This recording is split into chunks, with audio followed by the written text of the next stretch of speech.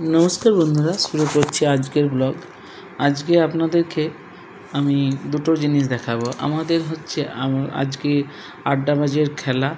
আড্ডাবাজ বলতে যেটা বোঝায় সেই রকম আড্ডাবাজ নয়। আড্ডাবাজ বলতে আমাদের বন্ধুদের মধ্যে একটা গেট টুগেদার হয় মাসে। তাতে আমরা কেউ কেউ পার্টিসিপেট করি, আবার কেউ কেউ করি না। বেশিরভাগই আমি করতে পারি না, যেহেতু আমি একটু গ্রামের বাড়িতে থাকি। কখনো কখনো আমার হয়ে যায়। তো আড্ডাবাজ আমাদের আগে বাড়িতেই করতাম। তো আমার একজন বন্ধু বললো যে না চল, আমরা তো কোথাও অত বেরোই না, কিন্তু এবার বাড়িতে করতে গেলে আমরা হয়তো সবাই বাড়ির ড্রেসেই থাকবো, করবো। তার থেকে বরং আমরা যদি সবাই বাইরে একটু করি, কিছুই করতে হবে না, কোনো বড় ধরনের কিছু না থাকে না, যেটাতে আমরা সবাই কন্ট্রিবিউশনও করি। তো যার জন্য চল আমরা সবাই এই আড্ডাবাজটাই আমরা বাইরে গিয়ে স্ন্যাক্স থাকুক, যেহেতু এটাতে আমাদের লাকিদি বলেছিলেন যে আমরা চল সবাই মিলে একদিন এই দুপুরবেলায় ভাত খাবো। সিম্পল ভাত, শাক ভাজা, ডাল, পটলের তরকারি, চাটনি। আর আমি যেহেতু ডিম খাই না, পোলট্রির ডিম খাই না, তাই আমার জন্য মাছ ছিল।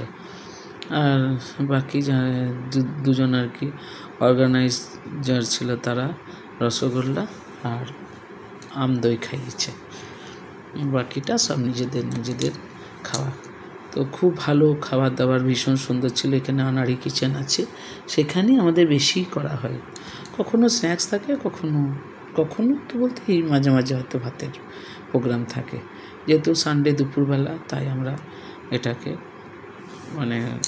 খাওয়া দাওয়ার একটা বড় দুপুরবেলা ভাতের টাইম, তো ভাতই খাওয়া হোক, তাছাড়া অল্প কিছুই থাকে, কিন্তু মজাটা বেশি হয়। যে আমাদের কত গল্প থাকে, জমানো গল্প থাকে, যেটা বাড়ির মধ্যে সবাই কমফর্ট নয়। সবারই বাড়িতে তো আর সমান নয়। ধরুন কারো বাড়িতে বয়স্ক মানুষ আছে, কারো বাড়িতে কনজারভেটিভ ফ্যামিলি, কনজারভেটিভ বলতে একান্নবর্তী পরিবার আছে। তো যার জন্য বাইরেটা করলে কি হয়, একটু ফ্রিলি নিজেদের মতো করে গল্প করতে পারি। তো যার জন্য আর সানডেতে আর একটা অসুবিধা হয় কি, আমরা রোজে সানডেতে করি না। কারণ সানডেতে করলে পরে ধরুন যারা সার্ভিসম্যান বা যারা বিজনেসম্যান হয়তো বাড়িতে রবিবার দিন একটু বাড়িকে সময় দেয়, তখন বাড়ির যারা থাকেন আমাদের বন্ধুরা, তো তারা বেরোনোটা খুব মুশকিল হয়। তো যার জন্য সানডেতে অনেকে করতে চায় না, সন্ধ্যাবেলাটাই আমাদের বেশিরভাগ হয়। আমি এই 2-3 বার হওয়ার পরে আমি আজকে যখন গেছি দুর্গাপুরে, আমার একটু কাজ ছিল, চলো সবাই মিলে একটু এনজয় করে নিই। আর একটা ছিল প্রোগ্রামের কথা, যেটা আমার বাড়িতে গ্যাস যেটা পাইপলাইনে গ্যাস, সেটাও নেবার ছিল, তাই আমি দুর্গাপুরেও এসেছি। আর একটা হচ্ছে অনেকগুলো কাজ নিয়ে এবারে দুর্গাপুর আসা। আমাদের কিছু বস্ত্র, আমাদের সোসাইটিতে যে পুজো হয়েছিল, তাতে আমরা কিছু নতুন কাপড় থেকে গেছিলো।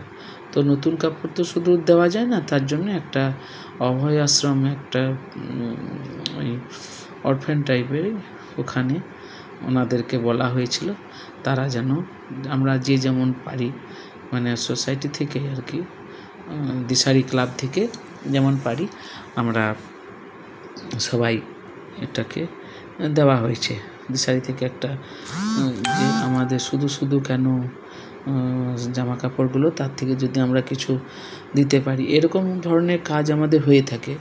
এর আগে আপনার ওই একবার আই চেক আপ হলো, আই ক্যাম্প করা হয়েছিল। তারপর ফিজিওথেরাপি, যাদের আর্থারাইটিসের প্রবলেম আছে বা কিছু, সেই ক্যাম্পও করা হয়েছে। এরকমভাবে আমাদের লেডিস ক্লাব থেকে দিশারি থেকে করা হয়।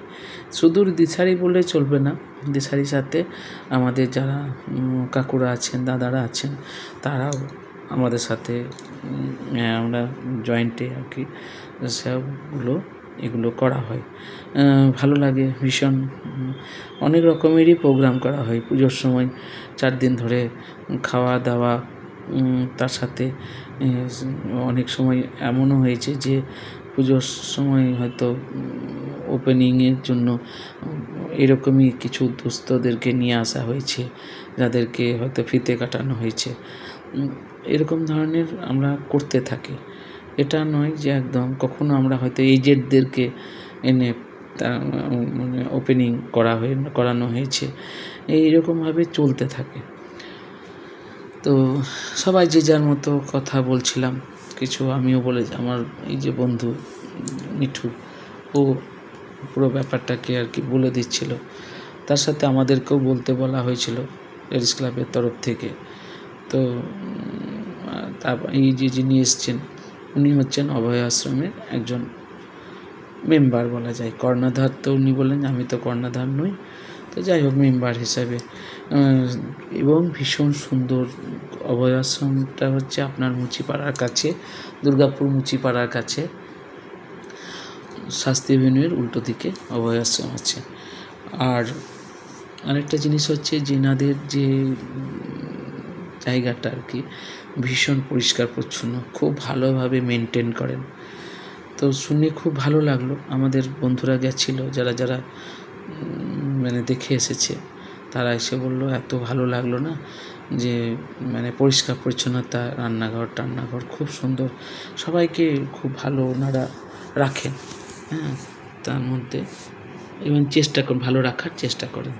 তো বন্ধুরা, যদি কোনো দিন মনে হয় আপনারাও কিছু ডোনেট করতে চান, আপনাদের হয় না, মনে হয় যে এটা আমাদের কাছে বাড়তি, সেটা হয়তো ওদের কাছে অনেক বড় জিনিস। আমরা যদি এইভাবে, কত মানুষ আছে যারা ধরুন ফুটপাতে আছে, স্টেশনের ধারে আছে, রেল স্টেশনে আছে, বসে থাকে, তো তাদেরকে যদি আমরা কিছু ডোনেট করতে পারি, কিছু যদি আমাদের যেখানে বাড়তি থাকে সেখানে যদি ওনাদের ভালো লাগে, ঠিক আছে, সেটাও যদি করতে পারি তো খুব ভালো। যাই হোক, ভালো থাকুন, ভালো রাখুন। জয় গুরুদেব।